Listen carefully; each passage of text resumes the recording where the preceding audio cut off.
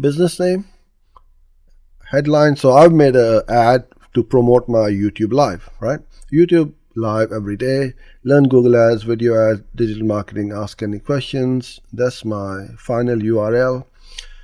And I put up some videos which I want to promote. So you can see that this one is 29 minutes, 32 minutes, and so on.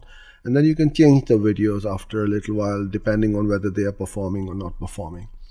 Subject line, so the custom teaser, YouTube live each weekday. So that is what you see in your Gmail. So you must put that in, because why not? Why wouldn't you utilize this real estate? And then the teaser description. Well, I've seen a lot of companies, even some big companies, when they advertise on Gmail, they don't have this, and I'm thinking they're missing a trick. Put in a teaser. You got 90 characters, so put in your message in here, and at the front end, what you want to make sure that you put in the most important bit. So I put in no email required, just join in, and the heading says YouTube live each weekday. So straight away it hopefully attracts that person to click on that header and open up the ad.